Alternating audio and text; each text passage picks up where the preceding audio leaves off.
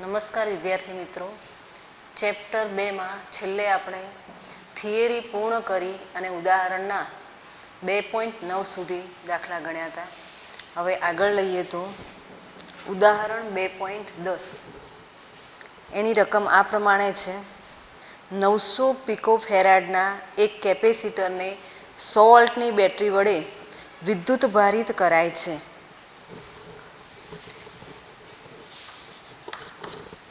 નવસો પિકોફેરાડ છે.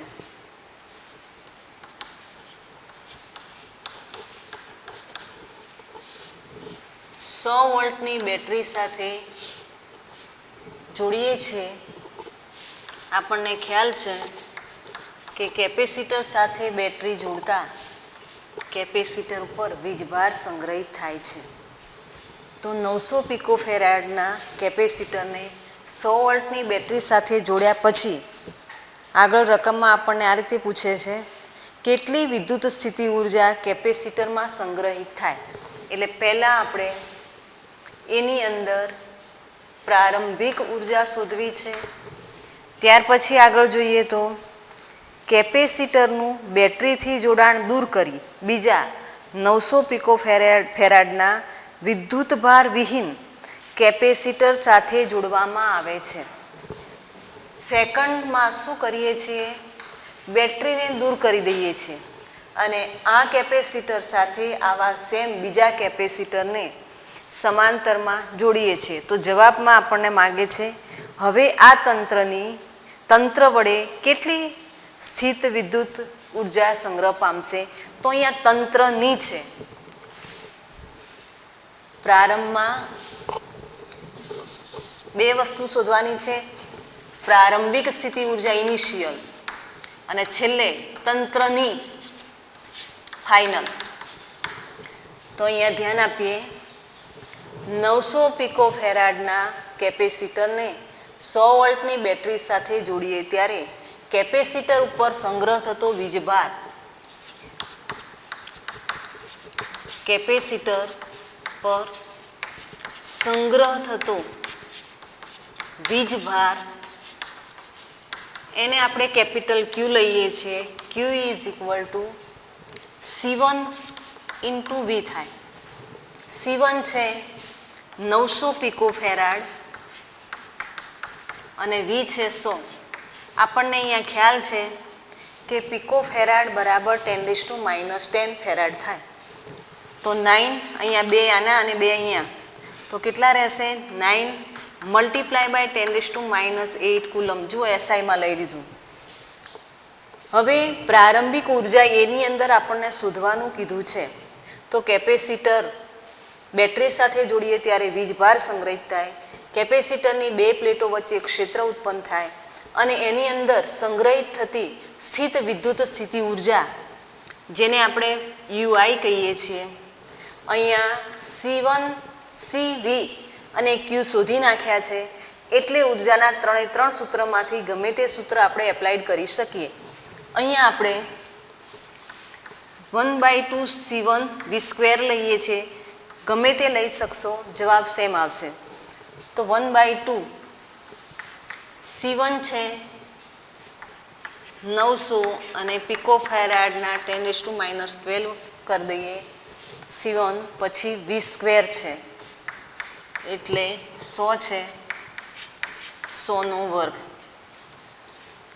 તો 4 અને 2 એટલે 6 જશે અને /2 છે એટલે યુઆઈ મળશે આપણને 4.5 મલ્ટીપ્લાય બાય 12 છે એટલે આના 2 અને આના 4 6 એટલે 10⁻6 જૂલ થાય. તો એ ભાગ આપણે પૂર્ણ કર્યો. બીમાં આપણને એવું કહે છે કે આ કેપેસિટર સાથે સમાંતર વીજભાર રહિત, ધ્યાન આપવું પડશે, વીજભાર રહિત કેપેસિટરને સમાંતરમાં જોડીએ છીએ. એટલે બીમાં આપણો પરિપથ આ પ્રમાણે બનશે. કેપેસિટર C1 છે, એના જેવું સેમ વીજભાર વિહીન કેપેસિટર C2 આપણે જોડીએ છીએ. હવે આ બંનેનું જોડાણ કેવું થઈ જાય છે? સમાંતર. અને સમાંતર જોડાણ હોય તો એ પરિસ્થિતિમાં વીજભાર વિભાજિત થાય છે, સમાન રહેતો નથી. તો અહીંયા પ્રારંભમાં કેપિટલ ક્યુ જેટલો વીજભાર છે. વીજભાર વિહીન કેપેસિટરને એની સાથે સમાંતરમાં જોડો છો ત્યારે હવે આના ઉપરનો વીજભાર ઘટે છે અને આના ઉપરનો વીજભાર 0થી વધે છે. પ્રશ્ન એ થશે કે આના ઉપરનો હવે વીજભાર કેટલો રહેશે અને આના ઉપર કેટલો સ્ટોર થશે? તો બંનેના કેપેસિટન્સ સરખા હોય ત્યારે એ વીજભાર અડધો અડધો થઈ જાય છે. ધારો કે અહીંયા પ્લસ છે, માઇનસ, પ્લસ, માઇનસ. તો હવે અહીંયા આના પરના વીજભારને હું Q1 કહું તો Q1 = Q/2. આનું જનરલ સૂત્ર પણ પછી હું આપું છું. અને Q2 બરાબર પણ Q/2 થઈ જાય. તો કેપેસિટર પ્રથમ કેપેસિટર પરનો વીજભાર Q1 આપણને પ્રાપ્ત થઈ જાય છે તો એની ઉર્જા મળી જાય. બીજા પરનો વીજભાર મળી જાય છે તો એની ઉર્જા મળી જાય. બંનેની ઉર્જાનો સરવાળો એટલે તંત્રની ઉર્જા બને. હવે પ્રથમ કેપેસિટર પરની ઉર્જા સંગ્રહિત ઉર્જા જેને આપણે U1 કહીએ તો U1 = Q²/2c કરીએ એટલે અહીંયા આપણે Q1²/2c1 થાય. Q1 એટલે કેપિટલ Q/2 અને કેપિટલ Q આપણી પાસે છે 9×10⁻8 એટલે અહીંયા 9×10⁻12/2 આપણે -8/2 કરવાના છે એટલે થયા Q1. એનો સ્ક્વેર મલ્ટીપ્લાય બાય 1/2 અને C1 કેટલા છે તો 900 પિકોફેરાડ. 900 અને પિકોનું 10⁻12. Q1 મીન્સ કેપિટલ Q/2 એનો હોલ સ્ક્વેર મલ્ટીપ્લાય બાય 1/માં કેટલું છે 2C1.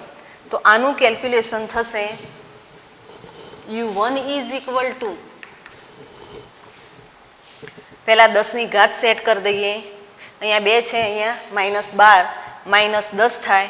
અહીંયા -16 છે એટલે -16 પ્લસ 10 એટલે વધશે -6.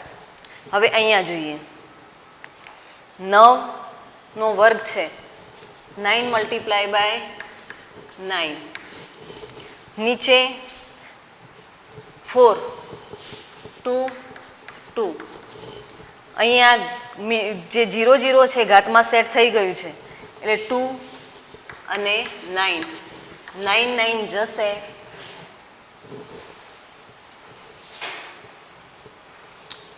વધશે કેટલું તો 9/4 ને 8 10⁻6 જૂલ. તે જ રીતે બીજા કેપેસિટરમાં સંગ્રહિત ઉર્જા જેને U2 કહીએ તો ધ્યાન આપવું પડશે કે આનો વીજભાર છે એટલો જ આનો વીજભાર છે, આનું કેપેસિટન્સ છે એટલું જ આનું છે એટલે સેમ U1 જેટલું જ થાય. U1 બરાબર 9/8 મલ્ટીપ્લાય બાય 10⁻6 જૂલ. માટે તંત્રની કુલ સ્થિતિ ઉર્જા U final is equal to U1 plus U2. 9/8 common કાઢી દઈએ 10⁻6 બધું જ કોમન કાઢી દઈએ તો અહીંયા 1 રહેશે, અહીંયા 1 રહેશે એટલે 9 2 છે એટલે અહીંયા 4 થઈ જાય 10⁻6. તો જવાબ આવશે 2 8 અને ફરી પાછા 4 2 8 એટલે 25. 10⁻6 જૂલ. તો આ તંત્રની કુલ સ્થિતિ ઉર્જા થઈ. હવે આ જે MCQ છે તો આપણે MCQ અહીંયા આ ઉદાહરણ ગણીએ છીએ એટલે સાથે જાણે MCQ પતી જાય એ રીતે સમજી લઈએ. પ્રારંભની સ્થિતિ ઉર્જા હતી 4.5 × 10⁻6 જૂલ. આને આપણે દાખલો પૂર્ણ થયો છે. ગુજરાત બોર્ડની જે જૂની જે બુક છે એમાં આ ટાઈપનો MCQ છે અને મોસ્ટ IMP છે એટલે અહીંયા સમજી લઈએ છીએ. ધારો કે આને આપણે U કહી દઈએ. 4.5 ને કેટલા કહીએ? U. તો જ્યારે કેપેસિટરને બેટરી સાથે જોડી વીજભારિત કર્યા પછી કેપેસિટરમાં સંગ્રહિત થતી ઉર્જા U છે. હવે એ જે કેપેસિટર છે એ કેપેસિટર સાથે એના જેવા જ વીજભાર વિહીન કેપેસિટરને સમાંતરમાં જોડીએ તો તંત્રની કુલ સ્થિતિ ઉર્જા કેટલી થાય? તો તંત્રની કહીએ છીએ ત્યારે અહીંયા આપણને 4.5 × 10⁻6 મળ્યા છે અને અહીંયા 2.25 × 10⁻6 મળ્યા છે. એનો અર્થ એવો થાય કે અહીંયા જે છે એના કરતાં કેટલી થાય? અડધી થાય. તો તંત્રની અડધી થશે. પણ દરેક કેપેસિટરની તો તમે જુઓ કે અહીંયા છે એના કરતાં પણ અહીંયા અડધી છે. એટલે પ્રશ્ન 2 MCQ પૂર્ણ થાય અહીંયા કે કોઈ કેપેસિટર છે એનું કેપેસિટન્સ સપોઝ C છે, એને 20 વોલ્ટની બેટરી સાથે જોડીએ છીએ તો એના ઉપર વીજભાર સંગ્રહિત થાય. એની અંદર બે પ્લેટો વચ્ચેના ક્ષેત્રમાં ક્ષેત્ર એ જે ક્ષેત્ર ઉત્પન્ન થાય છે એમાં ઉર્જા સંગ્રહિત થાય એ ઉર્જા U છે. હવે આ જ કેપેસિટરને એના જેવા જ વીજભાર વિહીન બીજા કેપેસિટર સાથે સમાંતરમાં જોડીએ છીએ. તો સમાંતરમાં જોડ્યા પછી દરેક કેપેસિટરની ઉર્જા કેટલી થશે? તો U/4. તો દરેકની પૂછે તો U/4 લખીશું, પણ એમ પૂછે કે તંત્રની કુલ કેટલી થાય તો તંત્રની કેટલી થશે? U/2. તો આ પ્રમાણે MCQ પણ અહીંયા યાદ રાખીશું, અગત્યનો છે. તેના કેટલાક દાખલા આપણે પૂર્ણ કર્યા હતા. લગભગ 2.4 સુધી સ્વાધ્યાયના દાખલા પૂર્ણ કર્યા છે. હવે આગળ લઈએ તો સ્વાધ્યાયનો 2.5.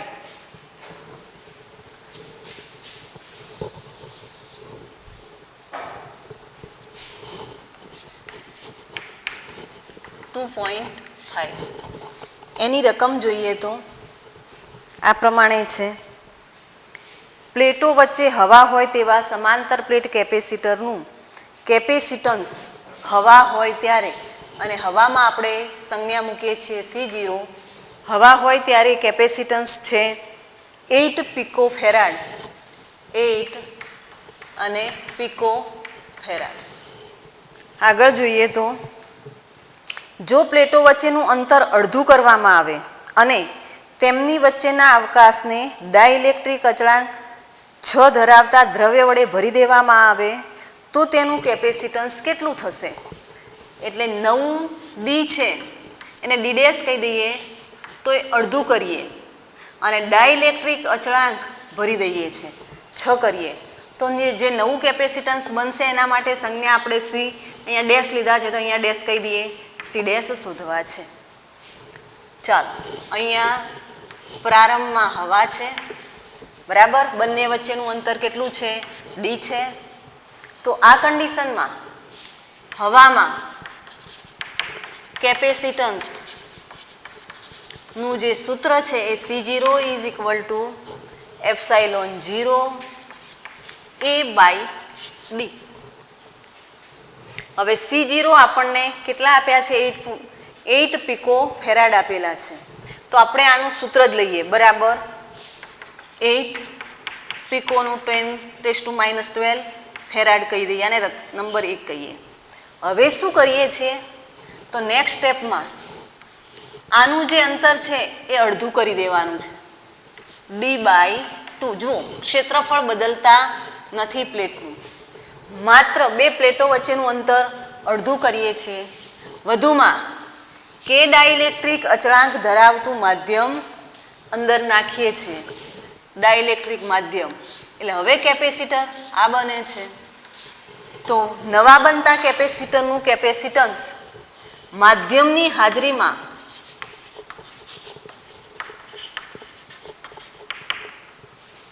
કેપેસિટન્સ સી ડેશ લઈએ તો C dash is equal two, હવે ડાઇલેક્ટ્રિક અચળાંક છે અને આપણને ખ્યાલ છે સાપેક્ષ પરમિટિવિટીના સૂત્ર ઉપરથી માધ્યમ હોય ત્યારે અહીંયા એપ્સાઇલોન 0 નહીં લખીએ પણ કે ઇન્ટુ એપ્સાઇલોન 0 લખીશું. એ જે છે એ જ રહે છે, બદલાતું નથી અને અંતર કેટલું થઈ જાય છે d/2 થાય છે. એટલે માધ્યમની હાજરીમાં જે નવું કેપેસિટન્સ બને છે એ રકમના આધારે આપણે આ પ્રમાણે બનાવી શકીએ છીએ. 2 ઉપર લઈ જઈએ કે એપ્સિલોન 0 a/d. હવે જોઈએ તો આ જે પદ બને છે એ સમીકરણ 1 જેવું થાય છે અને સમીકરણ 1માં C0 આપણને આપેલા છે, કેટલા છે તો 8 × 10⁻12 છે. તો અહીંયા સીધું જ એનો જવાબ આપણે મૂકી દઈશું 2k C0, 2k કેટલા છે 6 અને C0 છે 8 પિકોફેરાડ. 8 × 10⁻12 પિકોફેરાડમાં રાખીશું તો છેલ્લે જવાબ પિકોફેરાડમાં લખીશું તો અહીંયા 96 થઈ જશે. 2 6 8 96 અને 10⁻12 લખીએ પિકોફેરાડમાં લખીશું તો 96 પિકોફેરાડ જવાબ આવશે. ત્યાર પછી આગળ જોઈએ તો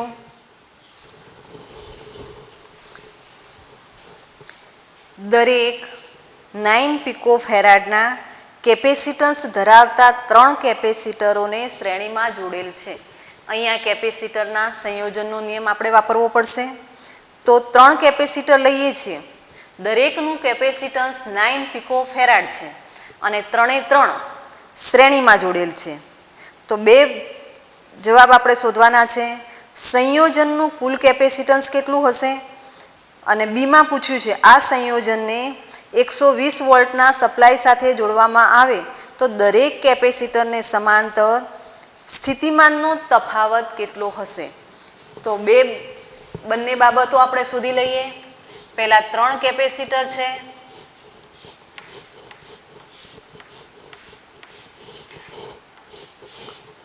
અને 120 વોલ્ટની બેટરી છે.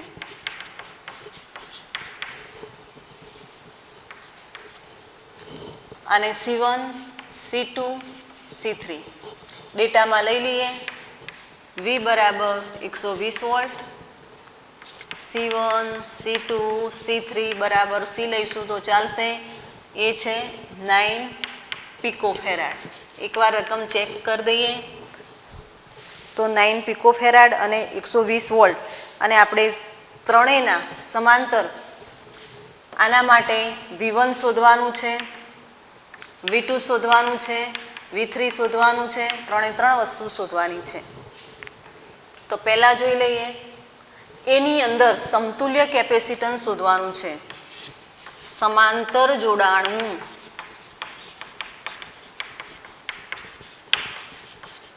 સમતુલ્ય કેપેસિટન્સ આપણને ખ્યાલ છે, શ્રેણી જોડાણ છે.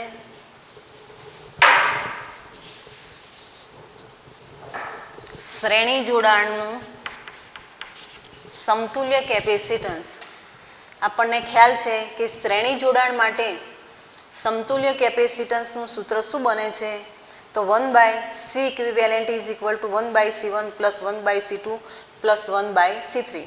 પણ અહીંયા 3ના કેપેસિટન્સ સરખા છે. તો સમાંતર શ્રેણી જોડાણ માટે સમતુલ્ય કેપેસિટન્સનું જે સૂત્ર છે C/N, C equivalent is equal two C/N. N એ શું છે તો જ્યારે કેપેસિટન્સ સરખા હોય ત્યારે નંબર ઓફ કેપેસિટર, કેટલા કેપેસિટર છે તો અહીંયા આપણને 3 આપ્યા છે. તો સીધું સૂત્ર અહીંયા મૂકી શકીએ કે C equivalent is equal to C/3. 3 છે 4 હોય તો 4 મૂકી શકીએ, n હોય તો n બને. તો સમાંતર જોડાણનું સમતુલ્ય capacitance C equivalent is equal to C/3. C બરાબર C/n સૂત્ર પરથી. ચલો C કેટલા છે તો 9 છે. 9 પિકોફેરાડ બાય 3 એટલે અહીંયા આપણને 3 પિકોફેરાડ મળશે. બીમાં આપણે શોધવાનું છે કે દરેક કેપેસિટરને સમાંતર વીજ સ્થિતિમાનનો તફાવત. તો અહીંયા સંયોજન છે અને સંયોજનના નિયમો એપ્લાઇડ કરવા પડે. યાદ હોવું જોઈએ, થિયરીમાં સમજાવી દીધેલું છે કે જ્યારે કેપેસિટરોને આપણે શ્રેણીમાં જોડીએ છીએ ત્યારે વીજભાર સમાન રહે છે અને વીજ સ્થિતિમાન અસમાન રહે છે. એટલે ધારો કે આની બે વચ્ચેનું સ્થિતિમાન V1 છે, એ જ રીતે આ બે પ્લેટો વચ્ચેનું V2 છે, એ જ રીતે આ બે પ્લેટો વચ્ચેનું V3 છે. તો હવે V1 શોધવું હોય તો સૂત્ર શું બનશે? તો V1 is equal two Q/C1. કેમ Q લીધા? તો ત્રણેય શ્રેણીમાં છે એટલે વીજભાર સરખો બને છે. એટલે અહીં આગળ પ્રથમ કેપેસિટર માટે લઈ લઈએ તો V1 બરાબર અહીં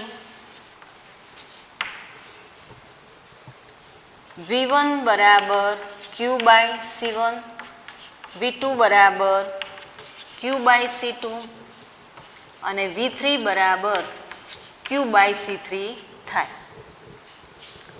તથા V બરાબર V1 plus V2 plus V3 બને. અહીંયા કેપેસિટન્સ પણ સમાન છે એટલે આપણે Q/C, Q/C, Q/C. તો પછી V is equal two 3 Q/C મૂકી શકીએ. અને એ Q/C એટલે V1 હોઈ શકે, V2 હોઈ શકે કે V3 હોઈ શકે. માટે V1 બરાબર V/3 બરાબર કેટલા છે? 120 છે એટલે 40 વોલ્ટ થશે. તે જ રીતે V2 બરાબર પણ V3, આ જે છે આને આપણે V1 કહીએ છીએ. એ જ રીતે V3 બરાબર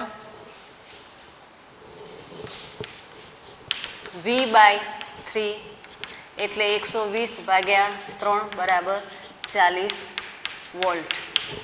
જો અહીંયા આપણને સમતુલ્ય કેપેસિટન્સ અને દરેક કેપેસિટરને સમાંતર વીજ સ્થિતિમાનનો તફાવત શોધવાનું કીધો છે. એટલે આપણે અહીંયા Q શોધતા નથી તો ચાલે છે. પણ એમ કીધું હોય કે દરેક કેપેસિટર પરનો વીજભાર કેટલો થાય તો અહીંયા જે હું સીધું સૂત્ર મૂકું છું એ મૂકી શકાશે નહીં. ત્યાં શું કામ કરીશું આપણે? તો અહીંયા Q/C1 લઈ લઈશું, Q/C2 લઈશું, Q/C3 લઈશું. અહીંયા મૂકતા મૂકતા અહીંયા આવી જઈએ. અહીંયા Q શોધી કાઢીશું. જે સૂત્ર લીધું ને 3Q/C, ત્યાં V જાણીએ છીએ, દરેકનું કેપેસિટન્સ C જાણીએ છીએ. તો Qને કરતાં બની શોધી લેવું. પછી સૂત્રમાં મૂકી આનું આ જ આવવાનું છે. પણ જો Q માગ્યા નથી તો જે પ્રમાણે મેં અહીંયા Q/C is equal two V1 is equal two V2 is equal two V3 લઈ શકાય અને આ પ્રમાણે આપણે ગણતરી કરી શકીએ છીએ. એટલે ધ્યાન રાખીશું કે Qની જરૂરિયાત છે તો મેળવવાના. સીધો જવાબ માગ્યો છે તો અહીંયા આ પ્રમાણે સીધું લખી શકાશે. એનો 2.7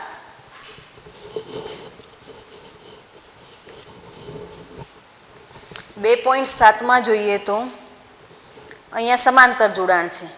2 પિકોફેરાડ, 3 પિકોફેરાડ અને 4 પિકોફેરાડ કેપેસિટન્સના 3 કેપેસિટરોને સમાંતરમાં જોડેલ છે. સંયોજનનું કેપેસિટન્સ શોધવાનું છે. અને બીમાં પૂછ્યું છે જો આ સંયોજનને 100 વોલ્ટના સપ્લાય સાથે જોડવામાં આવે તો દરેક કેપેસિટર પરનો વીજભાર શોધવાનો છે 2, 3 અને 4. તો 3 કેપેસિટર લઈ લઈએ.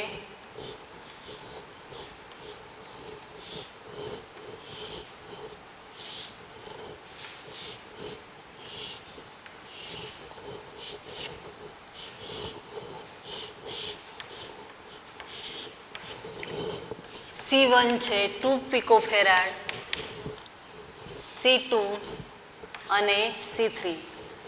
C1 બરાબર 2 પિકોફેરાડ, C2 બરાબર 3 પિકોફેરાડ અને C4 બરાબર 4 પિકો, C3 બરાબર 4 પિકોફેરાડ. આને 100 વોલ્ટના સપ્લાય સાથે જોડેલ છે. તો પહેલાં આપણે કામ કરવાનું છે V બરાબર 100 વોલ્ટ. આ ત્રણેય 3 કેપેસિટરોનું સમતુલ્ય કેપેસિટન્સ શોધવાનું છે. તો એ કેવું જોડાણ છે? સમાંતર જોડાણ. તો સમાંતર જોડાણનું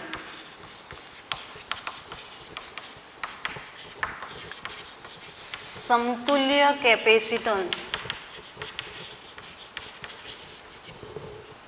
C પેરેલલ લખો, C ઇક્વિવેલન્ટ લખો. આપણને યાદ છે સૂત્રમાં કે સમાંતર હોય ત્યારે સરવાળો થાય છે C1 plus C2 plus C3, 2 plus 3 plus 4 તો 9 પિકોફેરાડ આવશે. ત્યાર પછી શું કરવાનું છે? તો દરેક કેપેસિટર પરનો વીજભાર શોધવાનો છે. અહીંયા સમાંતર જોડાણ છે એટલે સમાંતર જોડાણ હોય ત્યારે વીજ સ્થિતિમાન સમાન હોય પણ વીજભાર કેવો હોય? અસમાન હોય. તો પ્રથમ કેપેસિટર પરનો વીજભાર Q1 શોધવો છે, બીજાનો Q2, ત્રીજાનો Q3. અહીંયા પ્રથમ કેપેસિટરના બે છેડા વચ્ચેનો વીજ સ્થિતિમાનનો તફાવત V જેટલો જ બને. એ જ રીતે C2 માટે પણ V બને અને C3 માટે પણ V બને. તો બીજો જવાબ લઈ લઈએ કે પ્રથમ કેપેસિટર પરનો વીજભાર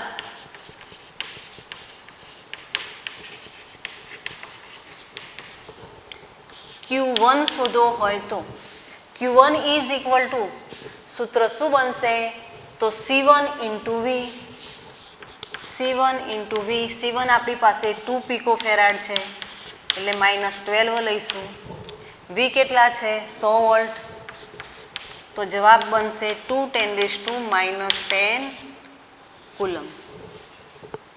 બીજા માટે બીજા પરનું આપણે Q2 લઈએ તો Q2 is equal two C2V. C2 કેટલા છે? તો C2 છે 3 પિકો છે 10⁻12. V સમાન બને એટલે 100 તો 3 × 10 કુલમ થાય. એ જ રીતે ત્રીજા પરનું Q3 લઈએ તો Q3 is equal two C3V. C3 કેટલા છે? 4 છે. 4 10⁻12 100 એટલે જવાબ આવશે 4 × 10⁻10 કુલમ.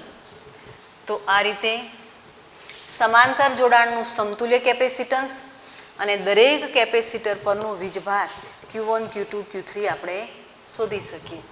ત્યાર પછી આગળ જોઈએ તો 8. બે પ્લેટ વચ્ચે હવા હોય તેવા સમાંતર પ્લેટ કેપેસિટરમાં દરેક પ્લેટનું ક્ષેત્રફળ એ બરાબર 6 × 10⁻³ મીટર સ્ક્વેર હવામાં છે અને બે પ્લેટો વચ્ચેનું અંતર 3 મીમી છે એટલે D બરાબર મીમી માટે આપણે મીટરમાં કન્વર્ટ કરી દઈએ 10⁻³ મીટર બને. આ કેપેસિટરનું કેપેસિટન્સ ગણો, એટલે આપણે કેપેસિટન્સ C0 શોધવાનું છે. ત્યાર પછી આગળ પ્રશ્ન પૂછ્યો છે, જો આ કેપેસિટરને 100 વોલ્ટના સપ્લાય સાથે જોડવામાં આવે તો તેની દરેક પ્લેટ પરનો વીજભાર શોધો. V બરાબર 100 વોલ્ટ સપ્લાય જોડીએ છીએ ત્યારે Q શોધવા છે. તો હવામાં capacitance C0 is equal two સમાંતર પ્લેટ કેપેસિટરના કેપેસિટન્સનું સૂત્ર આવડે છે, ε0A/d. ε0ની કિંમત આપેલી હોતી નથી, યાદ હોવી જોઈએ. 8.85 10⁻12. એ કેટલા છે? 6 10⁻³ અને ડી કેટલા છે? 3 10⁻3. તો અહીંયા 2 રહેશે. 8.85 મલ્ટીપ્લાય બાય 2 એટલે અહીંયા 17.7 મલ્ટીપ્લાય બાય 10⁻12 અને 12માં રાખીએ તો પછી આને ફેરાડ લઈ લઈએ, પિકો ફેરાડ કરીશું તોય વાંધો નથી. એપ્રોક્સિમેટ 18 પિકો ફેરાડ લખી શકીએ. ત્યાર પછી એ કેપેસિટરને 100 વોલ્ટના પ્રાપ્તિસ્થાન સાથે જોડીએ છીએ અને બેટરી સાથે કેપેસિટરને જોડીએ તો શું પરિસ્થિતિ થાય? કેપેસિટર પર વીજભાર સંગ્રહિત થશે. ધારો કે આ સી છે, તો કેપેસિટર પર સંગ્રહિત વીજભાર Q0 ઇઝ ઇક્વલ ટુ, અહીંયા 0 લખી દઈએ, C0 ઇન્ટુ V. C0 આપણને પ્રાપ્ત થયા છે, એપ્રોક્સિમેટ લઈશું તોય વાંધો નહીં, ઉપરનું લઈશું તોય ચાલશે. ચલો ઉપરનું લઈ લઈએ, 17.7 -12 અને આ છે 100. 10⁻10 કુલમ. ક્યાંય એકમ લખવાનું રહી ન જાય, ખાસ ધ્યાન રાખીશું. તો આ પ્રમાણે બે જવાબ બને છે. આ સ્વાધ્યાયનો દાખલો આમનો આમ રાખી ત્યાર પછીનો પાછળનો લઈએ, આનો ઉપયોગ કરવાનો છે એમાં. એટલે ત્યાર પછી જોઈએ તો સ્વાધ્યાય 2.9. 2.9માં રકમ આ પ્રમાણે છે કે સ્વાધ્યાય 2.8માં આપેલ કેપેસિટરમાં 3 મીમી જાડાઈની માઇકા એટલે કે અબરખ ડાઇલેક્ટ્રિક માધ્યમની પ્લેટ કે જેનું ડાઇલેક્ટ્રિક અચળાંક 6 છે એ કેપેસિટરની બે પ્લેટો વચ્ચે મૂકીએ છીએ. ટૂંકમાં સ્વાધ્યાયના 2.8ની અંદર હવા હતી. હવે શું કરીએ છીએ તો 6 ડાઇલેક્ટ્રિક અચળાંક ધરાવતું ડાઇલેક્ટ્રિક માધ્યમ મૂકીએ છીએ. એ માધ્યમ મૂક્યા પછી બેટરી જોડેલી હોય ત્યારે અને બેટરી જોડેલી ન હોય ત્યારે બંને કન્ડિશનમાં સી, ક્યુ અને વી શોધવાના છે. તો દાખલો આગળ સ્ટાર્ટ કરીએ. શરૂઆતમાં એમાં પૂછ્યું છે કે વોલ્ટેજ સપ્લાય જોડેલો રહે ત્યારે એ અહીંયા સાઈડમાં કે બરાબર આપણે 6 લઈ લઈએ છીએ. વોલ્ટેજ સપ્લાય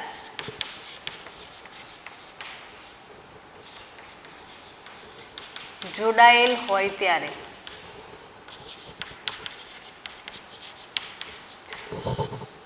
તો ડાઇલેક્ટ્રિક માધ્યમ છે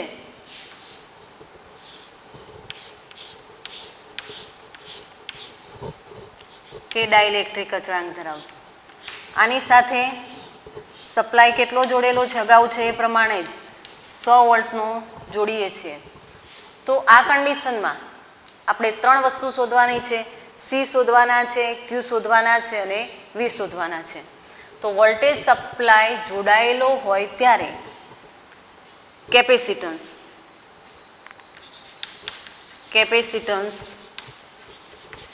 જેને આપણે સી કહી દઈએ તો સી ઇઝ ઇક્વલ ટુ સૂત્ર મૂકીશું તોય વાંધો નહીં, અને કે ઘણું થાય છે એ કામ કરીશું તો પણ ચાલશે.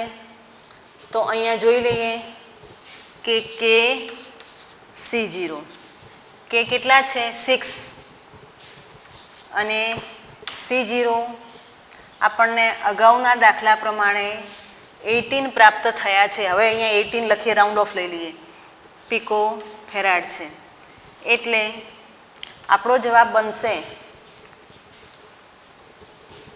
108 પિકો ફેરાડ. ત્યાર પછી લઈએ વીજભાર.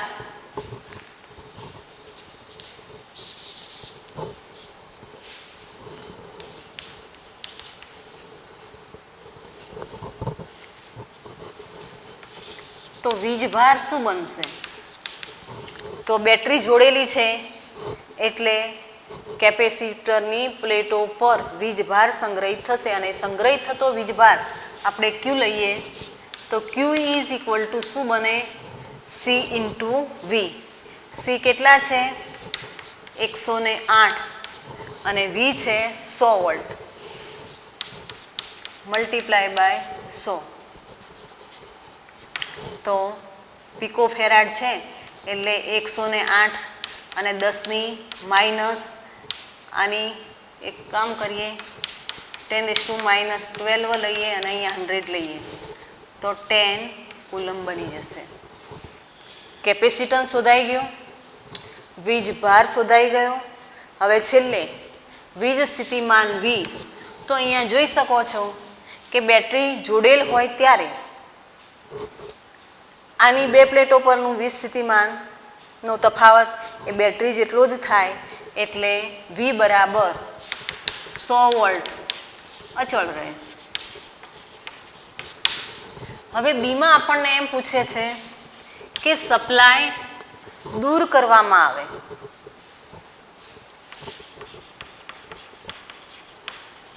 દૂર કરતા તો જ્યારે સપ્લાય દૂર કરીશું તો એ કન્ડિશનમાં કેપેસિટન્સ તો અચળ રહેવાનું. સપ્લાય દૂર કરો એટલે હવે આના ઉપરનો જે વીજભાર છે એ ઉદાહરણ સ્વાધ્યાયના 2.8ની અંદર જે આપણે વીજભાર Q0 મેળવ્યા હતા, Q0 is equal to C0 into V એટલા બનશે. અને વીજ સ્થિતિમાન તો ક્ષેત્રની ગેરહાજરીમાં, ડાઇલેક્ટ્રિકની ગેરહાજરીમાં ક્ષેત્ર કેમાં ભાગનું થાય? V is equal two E into D એટલે V0/6 બની જાય. લઈ લઈએ એક એક વસ્તુ. સપ્લાય દૂર કરતા C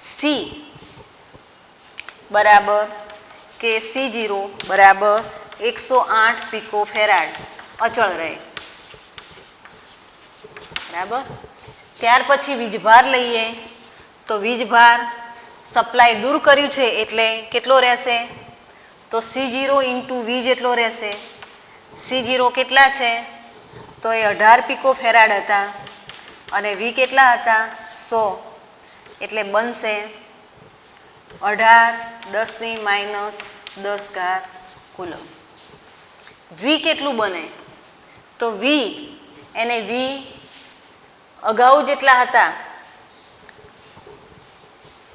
100 વોલ્ટની બેટરી સાથે જોડીએ છીએ, આને દૂર કરી દઈએ એટલે ડાઇલેક્ટ્રિક માધ્યમ હાજર છે એટલે વી ઇઝ ઇક્વલ ટુ, સાઈડમાં થોડુંક સમજી લઈએ, E ઇન્ટુ ડી સૂત્ર પ્રમાણે આનું જે ડાઇલેક્ટ્રિકની હાજરીમાં ક્ષેત્ર છઠ્ઠા ભાગનું બની જાય છે E0/6 ઇન્ટુ ડી.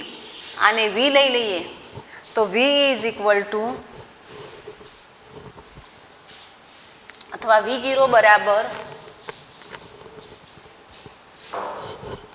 V/6. વી કેટલા છે? 100 એટલે જવાબ આવશે 16.6 વોલ્ટ. તો આ પ્રમાણે સપ્લાય જોડેલો હોય ત્યારે C, Q અને V સપ્લાય દૂર કરવામાં આવે ત્યારે સી અચળ જ રહે છે કારણ કે ડાઇલેક્ટ્રિક હાજર છે. Q0 બરાબર C0 ઇન્ટુ વી એટલે Q0 આટલા બને છે અને V0 બને છે 16.6 છઠ્ઠા ભાગનું થઈ જાય એટલે 16.6 વોલ્ટ બને. ત્યાર પછી આગળનો દાખલો લઈએ તો 12 પિકો ફેરાડના એક કેપેસિટર 50 વોલ્ટની બેટરી સાથે જોડેલું છે તો કેપેસિટરમાં કેટલી સ્થિત વિદ્યુત ઉર્જા સંગ્રહ પામશે? તો સી આપેલું છે પિકો ફેરાડ અને વી બરાબર 50 વોલ્ટની બેટરી છે. 50 વોલ્ટ આને આપણે ફેરાડમાં કન્વર્ટ કરી દઈએ તો સંગ્રહિત થતી ઉર્જા શોધવી છે. સી અને વી આપેલા હોય તો સીધું સૂત્ર થશે ઉર્જા યુ બરાબર 1/2 સી વી સ્ક્વેર. સી કેટલા છે 12 અને પિકો ફેરાડ -12 અને વી બનશે 50નો વર્ગ. અહીંયા 6 લઈ લઈએ 10⁻12 અને 25 અને 10⁻2 કરી દઈએ એટલે 10⁻150 10⁻10 1.5 લખવું હોય તો ચાલે 10⁻8 જૂલ. તો જવાબ આવશે 1.5 10⁻8 જૂલ. ત્યાર પછી 2.11 જોઈએ તો ફેરાડનું એક કેપેસિટર 200 વોલ્ટના સપ્લાય વડે વિદ્યુત ભારિત કરવામાં આવે છે. પછી તેનું સપ્લાય સાથેનું જોડાણ દૂર કરવામાં આવે છે અને બીજા વિદ્યુત ભારિત ન હોય તેવા 600 પિકો ફેરાડના કેપેસિટર સાથે જોડવામાં આવે છે. આગળ ઉદાહરણનો જે છેલ્લો દાખલો લીધો એ પ્રમાણેનું જ છે. તો આ પ્રક્રિયામાં કેટલી ઉર્જા ગુમાવી હશે? તો પહેલામાં તંત્રની કુલ ઉર્જા શોધી, પ્રારંભિક અને કુલ શોધી. આપણે જોયું હતું કે પ્રારંભિક હતી એના કરતાં તંત્રની કુલ ઉર્જા અડધી થઈ ગઈ હતી. તો બંનેનો તફાવત જે લઈએ એ ગુમાવાતી ઉર્જા બને એટલે એ પ્રમાણે ગણીશું તો પણ ચાલશે. આનું સીધું સૂત્ર લેવું હોય તો લઈ શકાય કે C1 into C2 into V1 minus V2 square by 2C1 plus C2. તો આ સૂત્ર પણ ચાલે છે સીધું C1 C2 2C1 plus C2 V1 minus V2 whole square થાય. અહીંયા આપણે એક જ સપ્લાય સાથે જોડીએ છીએ એટલે V2 0 લઈ લેવાના, બાકી બધી ડેટા આપણને આપી છે. એટલે આ સૂત્ર ખાસ ધ્યાન એ રાખીશું કે તમે દાખલા ગમે તે સૂત્રનો ઉપયોગ કરી ગણી શકો. જવાબ સમાન આવવો જોઈએ, એમાં ક્યાંય માર્ક્સ કપાતા નથી. તો આપણે ગણી લઈએ 2.11 છે અને 600 પિકો ફેરાડનું કેપેસિટન્સ છે અને 200 વોલ્ટની બેટરી છે. ચાલો 600 C1 લઈ લઈએ 600 પિકો ફેરાડ અને બેટરી છે V બરાબર 200 વોલ્ટ. તો કેપેસિટર પરનો વીજભાર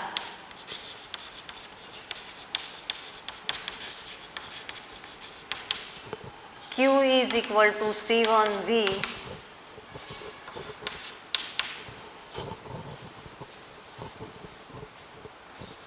(10⁻12) અને Vના 200 એટલે 10⁻8 કુલમ થાય. આપણે ગુમાવાતી ઉર્જા શોધવી છે એટલે પ્રારંભિક ઉર્જા શોધવી પડશે. પ્રારંભિક ઉર્જા UI is equal to સૂત્ર Q² ગમે તે ચાલે 1/2 C1 V² લઈએ તો C1 છે 600 10⁻12 C1 આવી ગયા. હવે V² તો 200નો વર્ગ છે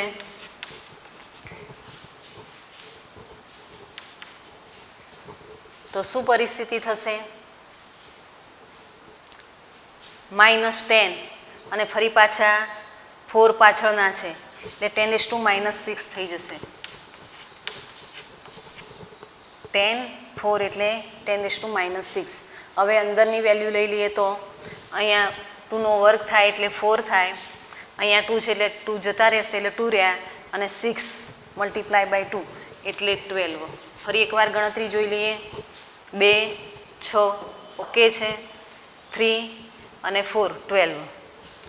ચલો યુઆઈ મળી ગયા 12 × 10⁻⁻6 જૂલ. હવે આવા કેપેસિટર વીજભાર વિહીન બીજું કેપેસિટર જોડીએ છીએ. આ C1 C2 આના પરનો વીજભાર આને કેપિટલ Q કીધા છે. Q1 કહીએ તો Q/2. એ જ રીતે Q2 બરાબર પણ Q/2. અહીંયા બંને પરનો વીજભાર સરખો છે, બંનેના કેપેસિટન્સ સરખા છે એટલે બંનેની ઉર્જા પણ સરખી થાય. તો તંત્રની અંતિમ ઉર્જા U ફાઇનલ બરાબર U1 + U2 બંને સરખા છે એટલે Q/2 નો સ્ક્વેર Q²/2C. એ જ રીતે Q/2 નો સ્ક્વેર 2C2. આપણને અગાઉ જોઈ લીધું છે એ પ્રમાણે આ બનશે U/4, આ બનશે U/4 અને આ બનશે ટોટલ U/2 થઈ જાય. એમ ન મૂકવું હોય તો આપણે ડેટા મૂકીને કામ કરીશું તો પણ ચાલશે. અહીંયા 2 લઈ લઈએ. Q/2 નો સ્ક્વેર 1/2C. જો અહીંયા C1 અને C2 સરખા છે એટલે 2C કર્યું. આ પદ અને આ પદ બંનેનો સરવાળો કરીએ તો 2 થઈ ગયું. 2 અને આ પદ થઈ ગયું. એટલે ગણતરીમાં થોડુંક ધ્યાન આપજો. એક પદ વધારીને કરીએ ચાલો એટલે ખ્યાલ આવે તમને. C1 બરાબર C2 છે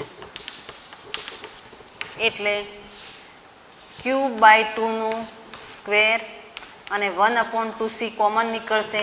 અહીંયા 1 રહેશે, અહીંયા 1 રહેશે એટલે ફરી પાછું આ 2 ઉડાડી દઈએ તોય ચાલશે. 1/C અને Q²/4. તો Q કેટલા છે? Q આપણને પ્રાપ્ત થયા છે 12. 12 સ્ક્વેર છે એટલે 10⁻16. C કેટલા છે તો 600 છે અને 10⁻12 અને અહીંયા કેટલા લઈશું 4. ઘાતો પહેલાં લઈ લઈએ. 10 અહીંયા થાય, ઉપર 16 છે એટલે 10⁻6 થઈ ગયું. હવે અહીંયા 2 અને અહીંયા 3 એટલે કેટલું આવશે 6 10⁻6 જૂલ. તો સીધું સૂત્ર હતું એ પ્રમાણે અહીંયા હોય એના કરતાં તંત્રની અડધી. તો ગુમાવાતી ઉર્જા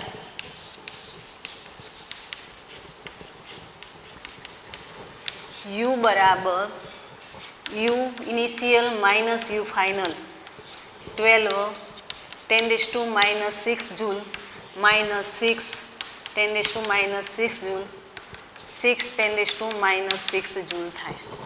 હવે તમને એક સૂત્ર આપવાનું મેં કીધું હતું એ લઈ લઈએ. એ જનરલ સૂત્ર છે કે અહીંયા બંનેના કેપેસિટન્સ સરખા છે એટલે વીજભાર અડધો અડધો થાય. પણ ધારો કે બંનેના કેપેસિટન્સ સરખા નથી, એક્સ્ટ્રા કરીને લઈએ. એક કેપેસિટર C છે એને બેટરી સાથે જોડી દઉં છું. આને C1 કહીએ એટલે બીજું જોડતા ફાવે એને C2 લઈએ. બેટરી સાથે જોડીશું એટલે આ કેપેસિટર ઉપર વીજભાર સંગ્રહિત થશે. એને Q જ કહી લઈએ તો Q થાય. સંગ્રહિત વીજભાર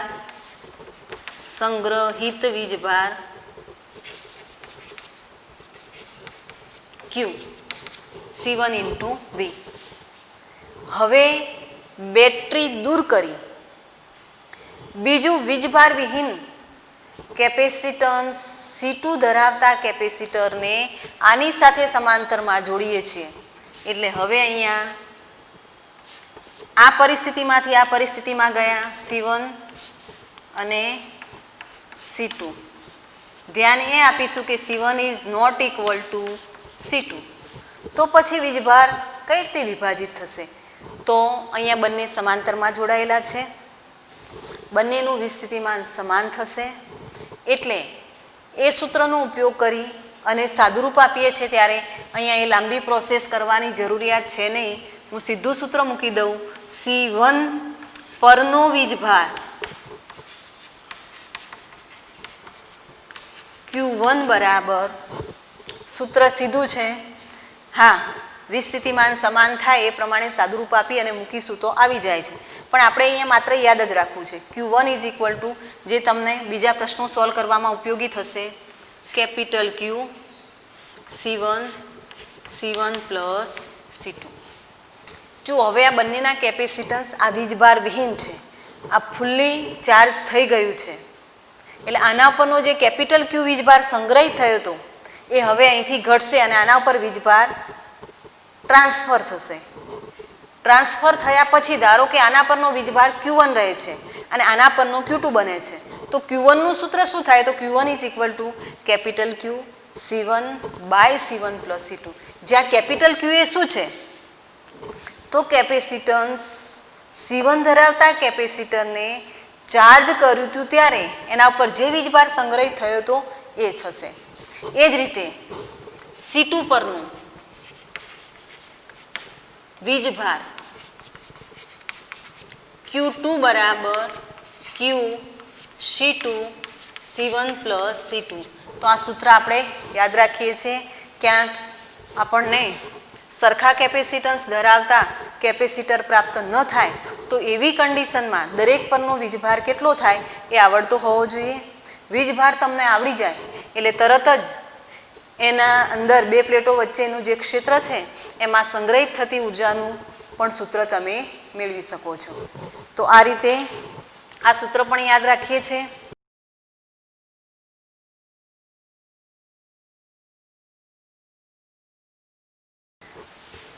આ સાથે આપણે સ્વાધ્યાયના ઉદાહરણના બધા જ દાખલા પૂર્ણ થાય છે, થિયરી પૂર્ણ કરી દીધી છે.